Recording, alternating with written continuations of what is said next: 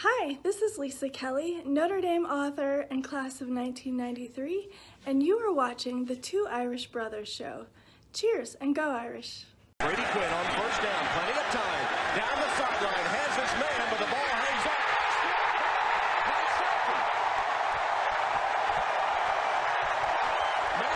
up. How's it going, everyone? I am Sean Moriarty. I'm Benjamin Walters. Matt Shelton. And this is the Two Irish Brothers show. You guys know the drill. I've said it only a million times. Hit that subscribe tab in the bottom right-hand corner. Like or dislike the video, which helps with algorithm purposes. And, of course, after you've subscribed, hit that bell icon so you're always notified of new content when we upload it on this channel. So, first off, with that said, he is back, ladies and gentlemen.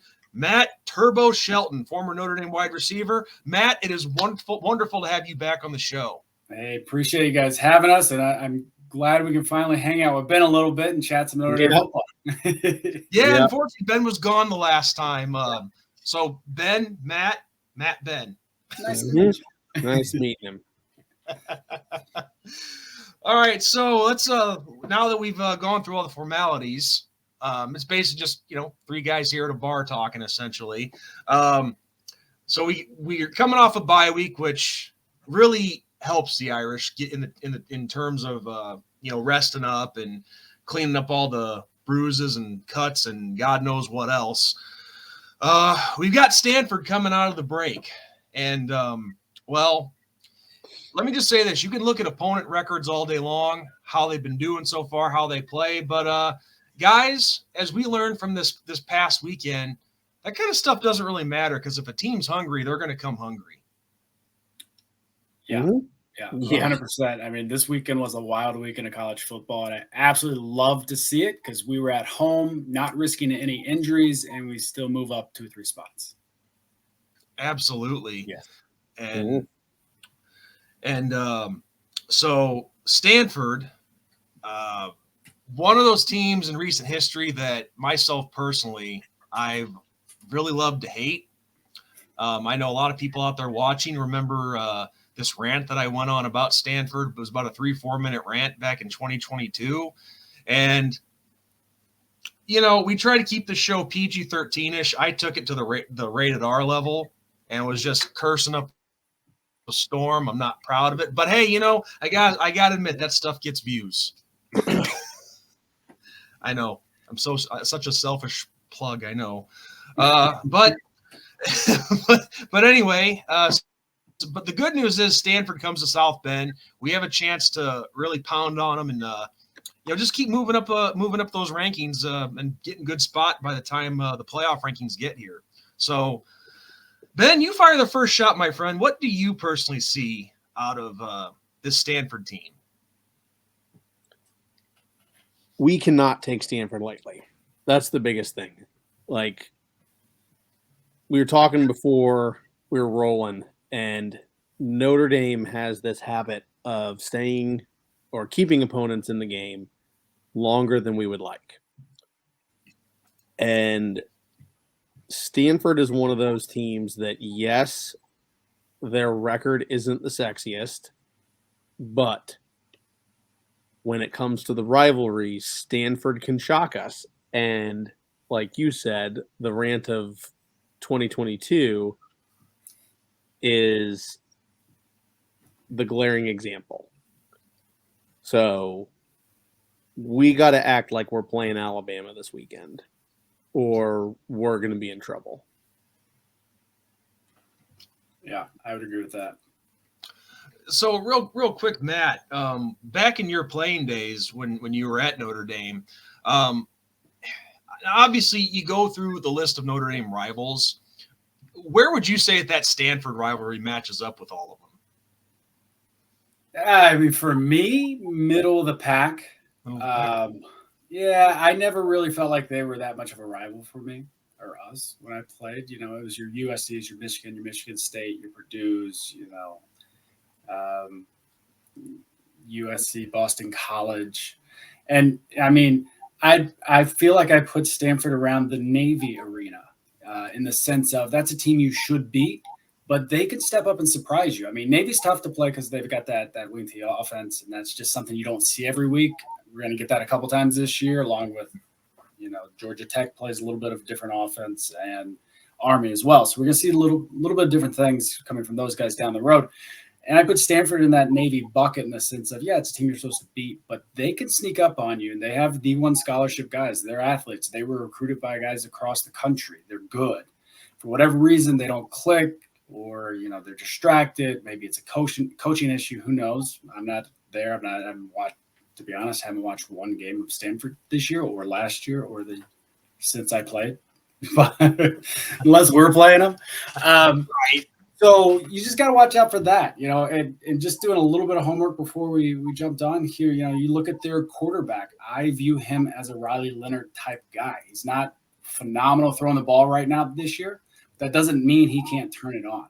He's throwing, I think, 59% completion right now. He's like right around that 700-yard mark, thrown a handful of picks, been sacked a handful of times. So he can sneak up on you, though, in the sense of his running game. You got to watch him on the running game. He's right behind Riley Leonard as far as running goes. I think he leads their team in rushes. He's got 59 rushing attempts. You really got to watch out for a guy like that. He's a dual threat, and we got to pay attention to play action pass. That's where I think we're susceptible, is we're going to buy into that run game since he's not the strongest, most accurate guy right now. Well, it's funny that you mentioned that with the quarterback, because I'm looking at the numbers right now, and I almost wonder if Ashton Daniels, who I know you were just talking about, I almost wonder if he didn't come in after this Justin Lamson here, because I'm looking at both their stats. They both. I almost wonder if Lamson didn't get benched or something. I mean, I got to do my research. Maybe he got hurt. I don't know. But the one key number, actually, there's a couple key numbers here that I'm taking notice of that I think our front seven is really going to need to take advantage of, is in between both of those two quarterbacks, they've been sacked 15 times. Yeah. And Daniels, he's thrown more interceptions than he has touchdowns. Yep. So I think that is definitely a key factor that Coach Al Golden needs to have this defense ready for, is get that pressure on. Yeah. Got to be buzzing around this weekend. You can't just sit back and wait, let it come to you, which we don't. We always want to put pressure. It's just a matter of, can we put pressure? And this is definitely a team we should be able to pressure. Yeah. And and also another key factor that I've noticed too is they're definitely more pass heavy than they are run heavy. I mean, they pile on the yards in the rushing game, but crazily enough, between all their running backs and wide receivers, they only have 2 rushing touchdowns all season. Yeah. And you got to watch out. I forget the guy's name, number 13. He was a 1,000-yard receiver last year. He's only got around, I think, 300 yards or something this year, 200 yards, whatever it is. But you got to watch out for a guy like that. He's a bigger guy. He can run. 1,000-yard season last year. He's just waiting to make plays. I fear that I'm going to butcher his name, but like Almador or something. Iamanar. Yeah, Iamanar. Yeah, Alec Iamanar. Yeah, it was a tough one for me, so I just remembered the number. Yeah, I'm sorry. I'm just having a little. All these. This is kind of off topic, but all these weird names that I've heard, it's like, it makes you wonder, where do these parents come up with these names when they're naming their kids? Oh, no idea. It's like Gwyneth Paltrow named her kid Apple, I think. Isn't that a thing? Yeah.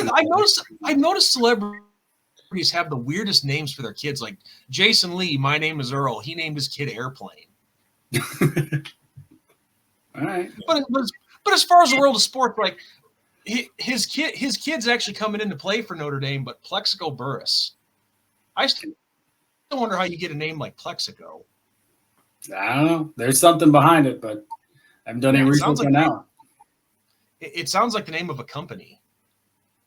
I'd buy from them. I'd buy from them for sure. It just depends what the product is. Oh no! Anything with Plexico burst is selling. I'm buying. I'm gonna say if it's Plexico, it's probably plexiglass. There you go. Yes, Plexico's plexiglass. I like it. It rings. But yeah, like the comparison to Riley Leonard with Stanford's quarterback is very fitting because him, like Leonard, he is the leading rusher on the year for Stanford. And it will be very interesting to see what Stanford brings against Notre Dame this Saturday, because we're coming off of a 56-23 victory over Stanford in Palo Alto. So they're going to be hungry. Like that's something that a lot of people, I think, forget with Notre Dame is that even though we haven't had the success that Alabama has had, or Ohio State, or Clemson, we still have a major target on our back every week. We are most teams' bowl game. And that's what makes these matchups dangerous, is a team like NIU comes to town and you think that it's going to be an easy victory, and it's anything but. So we got our work cut out for us. I mean, their defense isn't too shabby either. I don't know how much you guys have seen their defense, but defense worries me. Boat with Matt. They worry me a little bit. They really do. So the big thing is can Riley Leonard stay within himself? Like, stay within yourself, do what you got to do, make smart plays, and let everything else happen. Yeah. And if we're being honest, we hope during the bye week that we did a lot of work in our passing game, because that's something that I don't think we've maximized our potential on in that arena. I think we're a strong running team passing wise. We've got to figure it out, and I think that's what bye weeks are for, is fixing some holes. And honestly, it's a pretty glaring hole that we've had. Mm-hmm. And one thing I've noticed about Marcus Freeman is he does fix things in the bye week. So I anticipate us coming out and having a better showing passing wise, whether that's in play action, setting things up with the run game, maybe some dink and dunk to your tight ends who we're talking about, really need to start becoming an integral part of this team because they're so good. We have good tight ends. They're big. They got giant mitts. They can catch. They can run routes. They can block. They can do more than blocks. Let's get them out there. Let's get 5-yard hitches. Let's get corner routes. Let's get some post routes, some overs, something. I want to see some tight ends involved this week. I really do. Oh, I agree. And, the funny thing is you hear so many people in the fan base talking about our wide receiver core. And I'm not trying to be disrespectful in any way, but our receiving core does get separation. They're open. Yeah. That's the problem that I've noticed in particular with Riley Leonard, is that he unfortunately does have a tendency to miss some wide open guys. So like what you said, Matt, I hope he is, and he's gotten better. We've seen that he's gotten better with it, but I hope he's really found something in this week off where he's like, oh, well, that's what I've been doing wrong. I should adjust my eyes here, not there. Yeah. Yeah. And there's a learning curve. I mean, when you come in and you learn a completely new offense, you learn completely new head coaches, assistant coaches, and players, there's a learning curve to it. And you can have all summer to prepare, and you can be as prepared as you think you possibly can be. And then game day shows up and it's not quite the same. Speed's different, game system. Yep. Everything's just different. You got to do it so much faster in your head.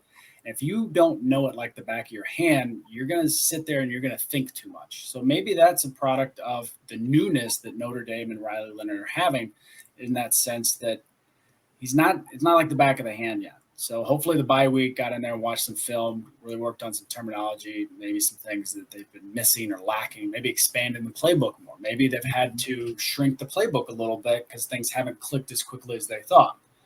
Who knows? But he's from Duke. He's a smart guy. I got zero whatchamacallit? Wow, I just lost my train of thought. I've got no doubts that he is going to know a playbook and can learn a playbook. So I don't really know what the issue could be. He's coming off injury as well, so maybe it's just shaking that rust off from game day. Well, that injury was because we just come off the Ohio State game last year, so I want to say that was in October as well, if I'm not mistaken. So around the same time as Evans.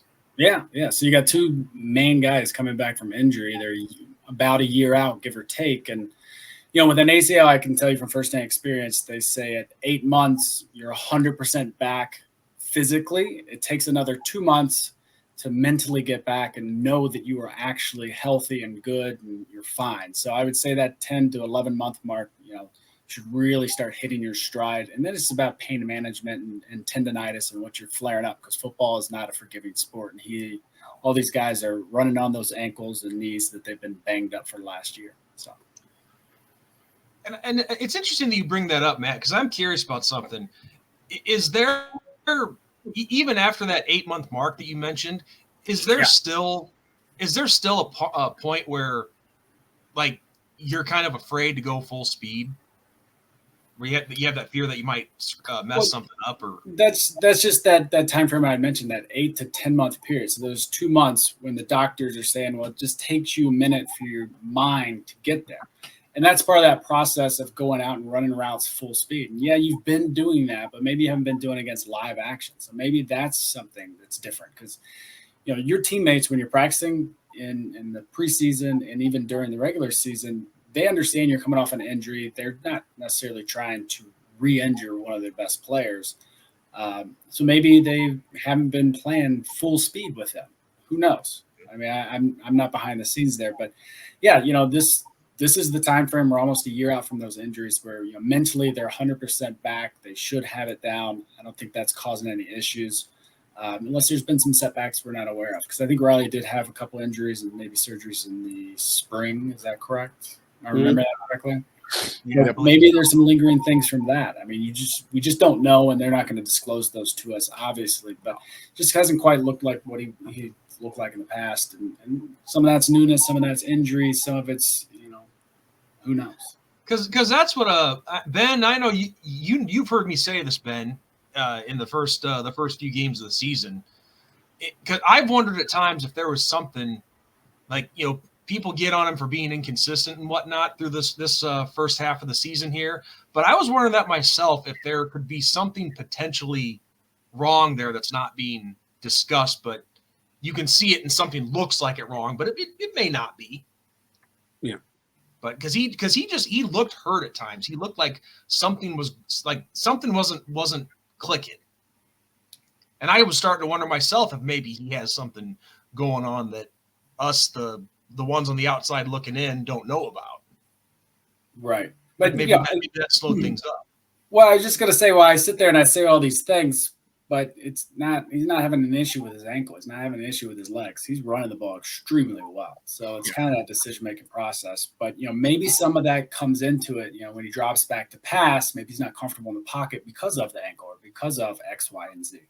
We don't know, because it just, like I said, it hasn't been exactly the same. I think it was in 2022, he was like, I think 63 or 64% completion percentage, and we're at, I think, 59 now. If we could bump that up to that mid 60 range, and then we got the guy that we thought we got with, coming into this year. And if that guy starts showing up and he's still running the way he's running, I think we become a very dangerous team, because we've proven we can run the ball. We got a dual threat quarterback now. If we can just get that passing game to creep up a little bit, hit some of those wide open guys you had mentioned, and start increasing that percentage of completions, I think we're working with something. We're a dangerous team down the stretch. Oh, yeah. I hope so. Yeah. I mean, this is the game to get it going. Yeah. This is the game. And you beat Stanford by passing, because, like I said, this defense is stout when it comes to running. They are averaging allowed 88 yards a game. So it's tough. You beat them through the air. Like, that's how you beat them. Looking at the numbers, Ben, from that Stanford defense. I mean, I can just tell, and I'm in the same boat as Matt. I have not watched one Stanford game at all this year, but just looking at the numbers, you can tell this is a team that likes to. They're ball hawks, man. I mean, they forced 8 sacks, 4 forced fumbles, 2 recoveries. Where's the interceptions at here? 4 interceptions, which not bad. And plus one defensive score. So through 5 games, that's pretty impressive. Yeah. Yep. Like I said, they're no slouch. The record doesn't show how talented Stanford really is. Well, and correct me if I'm wrong, going from memory, their losses to Clemson and Virginia Tech. Is that correct? Yes. 2 and 3. So those are 2 very good teams. I mean, Clemson's still ranked. Virginia Tech was ranked. But Virginia Tech, if you're not paying attention to college football, they came in as one of the most experienced teams in the country, returning, I think, 22 starters. So they are a very good team. They lost to a very good Clemson team. So that's 2 good teams. The other teams, I don't know, they won against. So, that should show us that we're a very good team. We should crush them. But again, Notre Dame likes to keep ratings up. So knowing us, we're probably going to be close. Yeah, I mean, they killed Cal Poly, which FCS school, talent gap is a little different, especially since it's Cal Poly. It's not North Dakota State, South Dakota State. Yep. And then they snuck one away from Syracuse, 26-24. So, probably could have gone either way with that matchup. But, yeah, I mean, a loss to Virginia Tech, can't take anything away from Virginia Tech. And a loss to Clemson. I mean, everybody expects a hard-fought game against Clemson, unless you're maybe Georgia and Alabama. So, I should also mention they did lose to TCU as well. Oh, yeah. To open the season? Yeah. Yes, they lost TCU. And that was another very close. That was a 7-point loss. So, once again, very much in the realm of possibility. Hey, player 2, a bounce of the ball goes a different way. You never know on some of those close ones. Right. Yeah. So, yeah. Well, and I'll say this: it goes with going back to the record. That's something else I want to point out too. This is a team also that has they know for a fact, unless there's some crazy chaos and a bunch of programs or a bunch of schools suspend their football programs for whatever reason, Stanford's not going to the playoff. Yeah. Right now they are fighting for the best Right. the best bowl game they can possibly get outside the 12-team playoff. So, yeah, they have nothing to lose. And they have a heck of a schedule left, too, if you look at their schedule. Like us, SMU, NC State, Louisville, California. I mean, and then a few lesser teams. But that's a pretty stout schedule. Like, you got some tough games ahead. So this could be a turning point for Stanford. So we gotta not slip up to this weekend. No. Please. And can I say this real quick? It is so hard knowing the fact that they're an ACC team. Yes, now. it's weird. It's really weird. That is screwing with my mind. I don't know about you guys, but no, it's weird. It's weird saying that them and Cal are in the ACC. Like it's weird. It's still going to take a year or two to just sink in before I stop saying Pac-12. Right. Can they just change the name of the conference and call it the Coast to Coast Conference or something? The Coastal Conference? Well, ACC did change it to something. They changed it to the All Coast Conference. Did they? Yeah. Oh, they did. Google it. It's not the Atlantic Coast Conference anymore. It's the All Coast. Okay, I didn't know that. Google it and double check me. I'm pretty sure I heard I'm that. looking that up right now because I didn't even know that. And that's crazy. I heard it in one of the games. I was like, I thought they misspoke. So maybe it could have been the announcer just saying that now, and it's not officially changed. So maybe. Well, if they change it, then I'm a pretty bad journalist because I should have caught that. Well, also, but it makes sense. If you like the way you say it, that's. They should change it to the All Coast Conference. Right. You keep your letter A and everything else is fine. Right. You see, now our pictures here, we all need the light bulb over our heads to come up. Right? It's Yeah. And again, I don't know if the announcer just said that, but I bought it. It made too much sense to not believe it. Yeah. I mean, because I mean, like you said, like it would make sense. You're on every coast, like California, Texas, like. Yeah. Well, let's see. Yeah. No, on ESPN still calls it the Atlantic Coast Conference. Oh man. Okay. Well, maybe we can start a petition and change that. Right. Yeah, I think it makes so much more sense. We'll start it right here, right now. Well, I remember when they came up with the what's it called, the American Athletic Conference, and then when they were trying to think of names for that, I thought this might sound corny, but I was thinking that when that conference first came out, that they should have called it the Railroad Conference. Why is that? Because it goes, railroad going cross country. No. Yeah. Well, the AAC is confusing to me because I was like ACC and the AAC. Like I'm always going to mix those up. I got dyslexia within my body. It is a thing, and every once in a while it comes out, and that's one that I don't get it right. Yeah. I just play it safe like everybody else and just call it the American. There you go. Yeah. But I mean, I can respect why they named it that. But it's kind of a cluster. It's kind of a cluster in your head. Absolutely. Yeah. So with that said, gentlemen, the favorite part of every preview, which I had skipped a couple of times because I was PO'd after the NIU loss, but I've come back to it. Mm-hmm. So Matt, since you're our guest back for the third time, which is a record for any former player we've had, why don't you do the honors? What do you want me to do? Predict the score. Predict the score. That's a tough one, man. Because I want it to be a blowout. I want it to be like Purdue. I mean, you hit the nail on the head with the A&M one. So yeah, well, all right. Well, here's what I'm going. 1,000 right now. I'm going 42-14 Notre Dame. Ooh. I think they're going to get a legit touchdown on us. I think they're going to go garbage touchdown. I think we steamroll to about the third quarter and let off the gas. I could see that happening. As long as 2022 doesn't happen, I'm fine with it. Right? I mean, look, if we win by 1 point, that's a win. I don't care. Yeah, a win's a win. Still, though, it was not 2022. Yeah. Yes. All right, Sean, you're up next. All right. This is really tough because you have that defense that's played really tough, but that defense has also shown that they can give up a lot of points as well.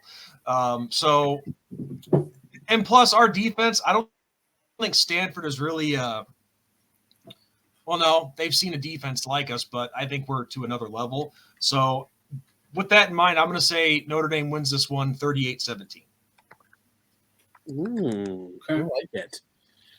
38-20, or I like it. And I'm just setting the bar. That's how I approach it. I'm setting the bar, and I like to see that bar lifted. Oh yeah, I don't want to be right. I'd rather win 75 than nothing. Be great. Yeah. Yep, I agree. Okay, so mine is 55-7. Ooh, nice, man. Like where's my school spirit? Yeah, well, you think we can't score 38? Come on. Yeah, I think having 2 weeks to prepare for Stanford helps a lot. Yeah. Why did I not think about that? Yeah, we're just talking about it, and I'm not basing it off of having the bye week. And you're giving them more points. What, 17? I had 14. I mean, I know that during the bye week, they're definitely working on that wing tee and Navy because you got to put in extra time on that. But I don't think 17. No way. Okay, maybe I've decided to take the under. Okay. Oh, here we go. There it is. We got the truth. You know what? A win's a win. No, I don't. Win by an inch, win by a mile. Like, just win the game. Like, exactly. Seriously. Because you know what? Alabama wishes that they won by 1 point. Okay. Like, let's be honest here. And Tennessee at Arkansas, and Mizzou, and I mean the list goes on. So yeah. And Miami's the only one that did it. Right. Okay, I'm sorry. I'm not trying to sound like a jerk here or anything. I want to try to keep this professional as I can. Mm-hmm. I use the term professional loosely here because we like having fun. Somebody's going to pick Miami off. I feel that Miami's going to get picked off by somebody. Who, I don't know, but that team's been living dangerously, very much so. Yeah, I don't know. Like, they're one of those teams that, I mean, we've seen it in the past. We've seen teams that go on national title runs where it seems like they're going to get it. Like they have those games. Alabama, Auburn, Clemson, like they have a few games where it's like really, really close and they just always seem to find a way to win.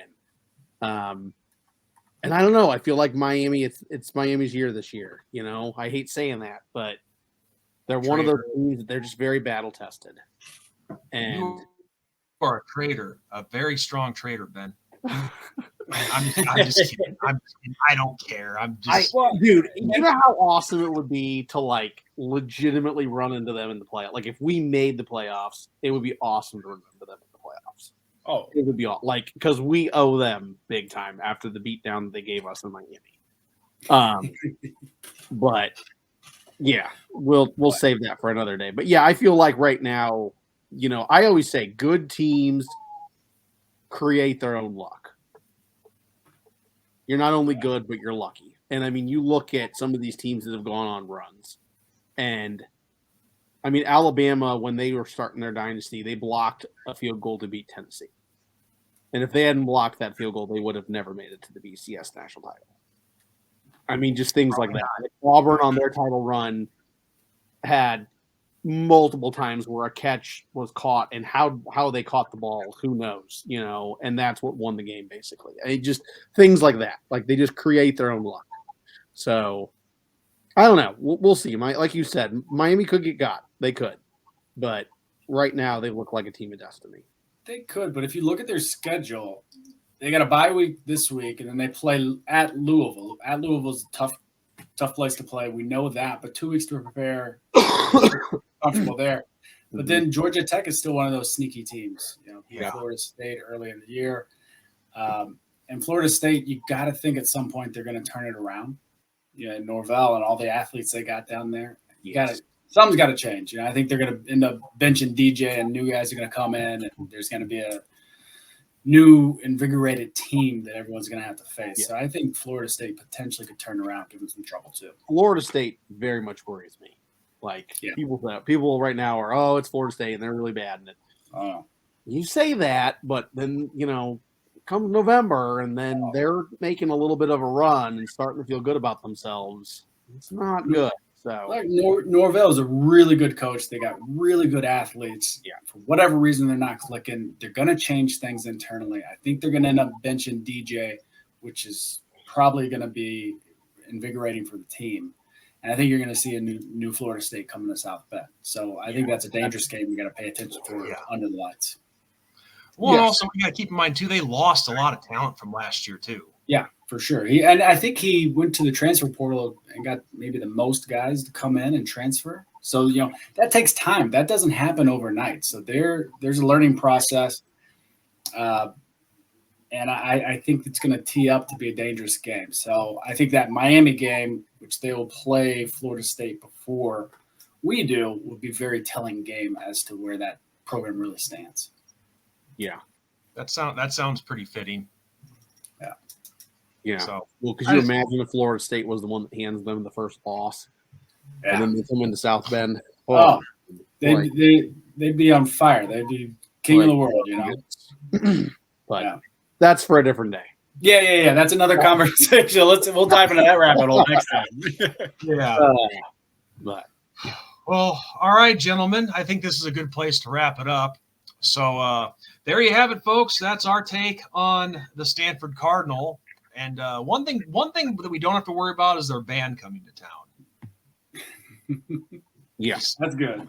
Throw that band on the shot. So I'm not even going to go. I'm not going to go into the detail on that one.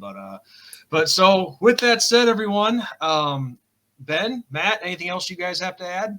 I got nothing. That's it, man. Appreciate you guys having me on, and look forward to talking more Notre Dame football down the road. Well, and actually, one thing I wanted to ask you, Matt, how many more games are you going to be at for your book signings? Glad you brought it up. So I forgot. That's one thing I forgot. Rising Through Every Fall came out this year. I'll be at the Notre Dame bookstore for the Florida State game and the Virginia game. It'll be Friday or Saturday. They've switched up times on me, so I'm not exactly sure which ones we'll be at. But if you can't make it to that game, you can go to my website, risingthrougheveryfall.com, or go to Amazon, check it out. It's getting great reviews. It's all about 2001-2005 season. Excellent. Very nice. Excellent. And I've seen the excerpts that you sent me. I'm still planning on buying the book, Matt. So you have one more sale coming. Well, if you come into a game, I can get you one. I got a guy. Nice. Excellent. Well, Ben and I are both going to be at Virginia. Yep. Oh, great. I'll bring you some books out. Yep. So, I will most definitely be stopping by. Perfect. If it's a Saturday. If it's Friday, then I won't be. But if it's Saturday, same here. Because I'm traveling day of. I think Virginia is day of, and I think Florida State is Friday. But again, they've switched things up and could do it again. I don't know. So, but anyways, at any rate, look forward to seeing you guys at least at a tailgate and have some drinks. Oh, heck yeah, for sure. Yep. I'll have family with me, but they'd be down. Absolutely. Oh, yep. You can't help but have a couple drinks, a couple pops when you're at a tailgate. Well, I like to put something in my pop, but there you go. Okay. There you go. Well, I think Mr. Jameson might be taking a ride with us too. So good. He's Irish. Yes, he is. Yes, he is. Absolutely. So, all right, guys. With that said, I am Sean Moriarty. I am Benjamin Walters. And Matt Shelton. See you next time. Yep. And as we always end every video, good night, God bless, and go Irish, baby. Go Irish. Beat Stanford.